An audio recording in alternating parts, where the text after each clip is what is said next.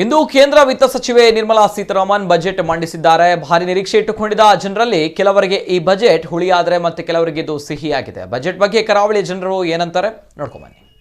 ಜನರು ಒಳ್ಳೆ ನಿರೀಕ್ಷೆ ಇಟ್ಟಿದ್ದರು, ಆದರೆ ನನ್ನ ಪ್ರಕಾರ 50% ಕೂಡ ಜನರಿಗೆ ಇದು ಸಮಾಧಾನ ತಂದಿಲ್ಲ. ಈ ಮುಖ್ಯವಾಗಿ ಅಂತ ಹೇಳಿದರೆ ಈ ಕೆಲವು ಇದ್ದ ರೇಟ್ಗಳನ್ನು ಅದೇ ರೀತಿಯಾಗಿ ಇಟ್ಟಿದ್ದಾರೆ, ಯಾವುದು ಕೂಡ ಏರಿತ ಕೂಡ ಇಲ್ಲ, ಇಳಿಕೆ ಕೂಡ ಇಲ್ಲ. ಆದರೆ ಬಂಗಾರದ ರೇಟಿದ ಬಗ್ಗೆ ನಾನೀಗ ಉಲ್ಲೇಖ ಮಾಡ್ತೇನೆ. ಯಾಕಂದರೆ ಬಂಗಾರ ಎಲ್ರಿಗೂ ಬೇಕಾದ ಒಂದು ವಸ್ತು ಅಲ್ಲ. ಬಂಗಾರದ ಉಪಯೋಗ ಬರುವುದು ಬರೀ ಮದುವೆ ಇಂಥ ಸಮಾರಂಭಗಳಿಗೆ ಮಾತ್ರ. ಮತ್ತು ಪೆಟ್ರೋಲ್ ಮತ್ತು ಡೀಸೆಲ್ ಬೆಲೆ ಏರಿಕೆ ಮಾಡ್ತಾರಂತೆ, ಬಾಕಿದು ಮಾಡಲಿಲ್ಲ. ನಾನು ಇವತ್ತು ಹೇಳುವುದು, ಪೆಟ್ರೋಲ್ ಮತ್ತು ಡೀಸೆಲ್ ಬೆಲೆ ಏರಿಕೆ ಮಾಡಿದ ಕೂಡಲೇ ಅದರ ಎಫೆಕ್ಟ್ ಪ್ರತಿಯೊಂದು ಸಾಮಾನಿನ ಮೇಲೆ ಬೀಳ್ತದೆ. ಯಾಕಂತ ಹೇಳಿದರೆ ಟ್ರಾನ್ಸ್ಪೋರ್ಟೇಷನ್ ಎಲ್ಲ ಕೂಡ ದೂರದ ಊರುಗಳಿಂದ ಬರಬೇಕು. ಹಣ್ಣಂಪಲು, ತರಕಾರಿ, ಬಟ್ಟೆ, ಶೂಸು ಮತ್ತು ಕಬ್ಬಿಣ, ಸಿಮೆಂಟು ಎಲ್ಲ ಅಂತೇಳಿ ಹೇಳುವಾಗ ಇದ್ದದ್ದನ್ನು ತಟಸ್ಥ ರೀತಿ ಇದನ್ನು ಮುಂದುವರಿಸಿಕೊಂಡು ಹೋಗಿ ಇದ್ದ ವಸ್ತುಗಳಿಗೆ ಪೆಟ್ರೋಲ್ ಡೀಸೆಲನ್ನು ಉಪಯೋಗ ಮಾಡಿ ಇದು ಏರಿಸಿಕೊಂಡು ಹೋದರೆ ಏನು ಪ್ರಯೋಜನ ಅಂತೇಳಿ ಈ ಬಾರಿಯ ಬಜೆಟಲ್ಲಿ ಜನರಿಗೆ ಏನು ಪ್ರಯೋಜನ ಆಗಿಲ್ಲ. ಅದಕ್ಕಿಂತ ಮಿಗಿಲಾಗಿ ನಾನು ಹೇಳ್ತೇನೆ, ಕಳೆದ 2 ತಿಂಗಳುಗಳಿಂದ ವಾಹನಕ್ಕೆ ಮತ್ತು ಈ ಫ್ರಿಡ್ಜ್ ಮತ್ತು ಈ ವಾಷಿಂಗ್ ಮಿಷಿನ್ ಪ್ರತಿಯೊಂದಕ್ಕೆ 3,000, 5,000, 8,000, 10,000, 20, 25, 30, 40,000 ಒಳಗೆ ಬೆಲೆ ಏರಿಕೆ ಆಗಿದೆ. ಬಜೆಟ್ ಆಗುವ ಮೊದಲೇ ಈ ಬೆಲೆ ಏರಿಕೆ ಆಗಿದೆ ಹೇಳಿದರೆ, ಈ ಕೊರೋನಾದ ಟೈಮ್ನಲ್ಲಿ ಯಾವುದೆಲ್ಲ ಕಂಪನಿಗಳು ಬಂದಾಗಿದ್ದವು ಅವರ ನಷ್ಟವನ್ನು ಜನರಿಂದ ವಸೂಲು ಮಾಡುವ ಹುನ್ನಾರ ಗುಟ್ಟಿನಿಂದ ನಡೆದಿದೆ ಅಂತೇಳಿ ಹೇಳುವಾಗ ಸರ್ಕಾರಕ್ಕೆ ಯಾವುದ ಈ ವಿಚಾರದಲ್ಲಿ ನಿಯಂತ್ರಣ ಇಲ್ಲ ಅಂತೇಳಿ ಆಯಿತು.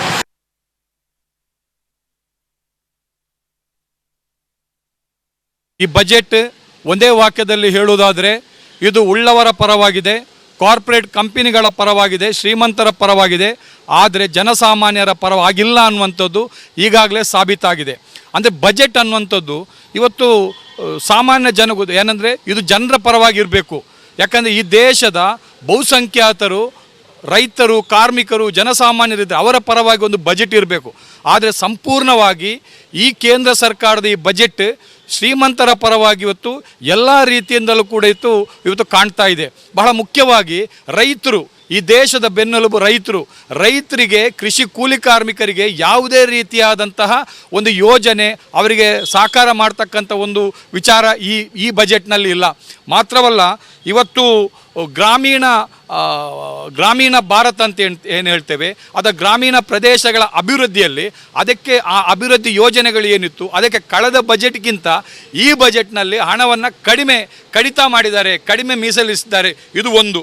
ಇನ್ನೊಂದು, ಪ್ರಧಾನಮಂತ್ರಿ ಫಸಲ್ ಬಿಮಾ ಯೋಜನೆ, ಈ ಯೋಜನೆಗೆ ಕಳೆದ ಬಾರಿ ಬಜೆಟ್ನಲ್ಲಿ 16,000 ಕೋಟಿ ರೂಪಾಯಿಯನ್ನು ಅದಕ್ಕೆ ಮೀಸಲಿಟ್ಟರೆ ಈ ಬಾರಿಯ ಬಜೆಟ್ನಲ್ಲಿ 15,000 ಕೋಟಿ ರೂಪಾಯಿ ಅಂದರೆ ಕಡಿಮೆ ಆಗಿದೆ. ಅದನ್ನು ಕೂಡ ಇವತ್ತು ಕಡಿಮೆ ಆಗಿದೆ. ಮಾತ್ರವಲ್ಲ, ಇವತ್ತು ರೈತ ಸಮುದಾಯಕ್ಕೆ ದೊಡ್ಡ ಪೆಟ್ಟನ್ನು ಈ ಬಜೆಟ್ನಲ್ಲಿ ನೀಡಿದ್ದಾರೆ. ಮಾತ್ರವಲ್ಲ, ಇವತ್ತು ಕಾರ್ಮಿಕರಿಗೂ ಕೂಡ, ಜನಸಾಮಾನ್ಯರಿಗೂ ಕೂಡ ಯಾವುದೇ ರೀತಿಯಾದಂಥ ಒಂದು ಬೆಳಕು ಈ ಒಂದು ಬಜೆಟ್ನಲ್ಲಿ ಇವತ್ತು ಕಾಣ್ತಾ ಇಲ್ಲ. ವ್ಯವಸ್ಥೆಯಲ್ಲಿ ಉಂಟಾಗಿರ್ತಕ್ಕಂಥ ಸಮಸ್ಯೆಗಳಿಗೆ ಚಿಕಿತ್ಸಾ ರೂಪವಾಗಿ ಬಜೆಟ್ ಬರಬೇಕಿತ್ತು, ಅದು ಹಾಗೆ ಬಂದಿಲ್ಲ. ವಿಶೇಷವಾಗಿ ಜನರ ಖರೀದಿ ಶಕ್ತಿ ಜಾಸ್ತಿ ಆಗಲಿಕ್ಕೆ ಉತ್ತೇಜನ ಕೊಡುವಂತಹ, ಅಥವಾ ವ್ಯಾಪಾರಿಗಳೇನು ಕಂಗೆಟ್ಟು ಹೋಗಿದ್ದಾರೆ ಕಳೆದ 2 ವರ್ಷದಿಂದ ಲಾಕ್ಡೌನು ಪದೇ ಮತ್ತು ಕರ್ಫ್ಯೂನಿಂದಾಗಿ. ಬಜೆಟ್ ಇವತ್ತು ಮಂಡನೆಯಲ್ಲಿ ಕೆಲವೊಂದಿಷ್ಟು ಕಾರ್ಯಕ್ರಮಗಳನ್ನು ಕೇಂದ್ರ ಸರ್ಕಾರ ಘೋಷಣೆ ಮಾಡ್ತದೆ ಅಂತ ನಾನು ಭಾವಿಸಿದ್ದೆ, ಅದು ಯಾವುದೂ ಆಗಿಲ್ಲ. ಕೇವಲ ಮಾಮೂಲಿ ಏನು ಒಂದು ಭಾರತದ ಇತಿಹಾಸದ ಉದ್ದಕ್ಕೂ ಅನೇಕ ಸಂದರ್ಭಗಳಲ್ಲಿ ಕಾಪಿ ಪೇಸ್ಟ್ ಬಜೆಟ್ಗಳನ್ನೇ ನಾವು ಕಾಣ್ತೇವೆ. ಅದೇ ರೀತಿ ಒಂದು ಬಜೆಟ್ ಆಗಿ ಅಂಕೆ ಸಂಖ್ಯೆಗಳನ್ನು ಹೇಳಿಕೊಂಡು ಹೋಗುವುದು ಪ್ರಾಯೋಗಿಕವಾಗಿ ಏನು ಯಾರಿಗೂ ಗೊತ್ತಿಲ್ಲ. ಈ ಹಿನ್ನೆಲೆಯಲ್ಲಿ ಇದು ಜನಸಾಮಾನ್ಯರಿಗಾಗಲಿ ಮತ್ತು ಆರ್ಥಿಕ ಸಂಕಷ್ಟಕ್ಕೆ ಒಳಗಾದಂಥ ಸಣ್ಣ ಪುಟ್ಟ ವ್ಯಾಪಾರಸ್ಥರು, ಸ್ವಯಂ ಉದ್ಯೋಗಿಗಳಿಗೆ ಈಗ ಮಂಡನೆಯಾದಂಥ ಬಜೆಟನ್ನು ನೋಡಿದರೆ ಇದು ಮೇಲ್ವರ್ಗಕ್ಕೆ ಸ್ವಲ್ಪ ಮಟ್ಟಿಗೆ ಸೀಮಿತ, ಮಧ್ಯಮ ಮತ್ತು ಬಡವರ್ಗಕ್ಕೆ ಅಷ್ಟೊಂದು ಉಪಾಯ ಇಲ್ಲದಂಥ ಬಜೆಟ್ ಆಗಿದೆ ಅಂತ ನಾನು ತಿಳ್ಕೊಂಡಿದ್ದೇನೆ. ಶಿಕ್ಷಣ ಕ್ಷೇತ್ರದಲ್ಲಿ ಉನ್ನತ ಮಟ್ಟದಲ್ಲಿ ಕಲಿತವರಿದ್ದಾರೆ, ಆದರೆ ಅವರ ನಿರೀಕ್ಷೆಗೆ ತಕ್ಕಂಥ ಉದ್ಯೋಗಗಳು ಸಿಗ್ತಾ ಇಲ್ಲ. ಆ ಉದ್ಯೋಗದ ಭರವಸೆಯನ್ನು ಈ ವರ್ಷದ ಬಜೆಟಲ್ಲೂ ಕೂಡ ಮಂಡನೆ ಆಗಿಲ್ಲ ಅಂತ ನನ್ನ ಅನಿಸಿಕೆ.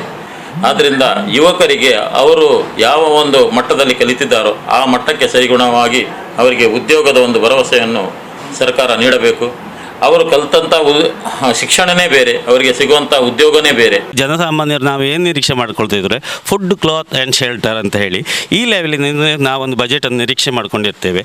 ನೋಡಿ, ಇವತ್ತು ಅಲ್ಲಿ ಏನು ಹೇಳಿದರೆ ಕೃಷಿ ಉಪಕರಣಗಳ ದರ ಕಡಿಮೆ ಅಷ್ಟೇ. ಅಲ್ಲಿಗ ಕೃಷಿಕನ ಅವಸ್ಥೆ ಏನಿದೆ ಹೇಳಿದರೆ, ಕೃಷಿಕನಿಗೆ ಒಂದು ಉಪಕರಣ ತಗೊಳ್ಳುವ ಪರಿಸ್ಥಿತಿಯಲ್ಲೂ ಕೂಡ ಕೃಷಿಕ ಇಲ್ಲ. ಹಾಗಾಗಿ ಈಗ ಕೃಷಿ ನಮಗೆ ಮೂಲ. ಯಾವುದೇ ಒಂದು ವಿಷಯದಲ್ಲಿ ನಾವೀಗ ಫುಡ್, ಕ್ಲಾತ್, ಶೆಲ್ಟರ್ ಅಂತ ಹೇಳ್ತಿದ್ದ ಈ ಫುಡ್ದು ವಿಷಯದಲ್ಲಿ ಹೋದರೆ, ಕೃಷಿಯಲ್ಲಿ ಈಗ ಕೃಷಿಕನ ವ್ಯವಸ್ಥೆ ಬಗ್ಗೆ ಅಲ್ಲಿ ಏನೂ ಇಲ್ಲ. ಅಲ್ಲಿ ಏನು ಹೇಳ್ತಾರೆ, ಈಗ ಕೃಷಿಗ ಲೋನ್ ವಿಷಯದಲ್ಲೂ ಸಾಲ ಕೊಡುವಂಥದ್ದು, ಬಡ್ಡಿ ಕಡಿಮೆ ಮಾಡುವಂಥದ್ದು, ಕೃಷಿ ಉಪಕರಣ ಕಡಿಮೆ ಮಾಡಿದರೆ ಕೃಷಿಕನಿಗೆ ಆ ಕೃಷಿ ಉಪಕರಣ ತಗೊಳ್ಳೋ. ಈಗ ನಾನು ಒಂದು ರೈತನೇ, ನನಗೆ ಈ ಕೃಷಿ ಉಪಕರಣ ತಗೊಳ್ಳಿಕ್ಕೆ ನನ್ನಿಂದ ಸಾಧ್ಯವಿಲ್ಲ.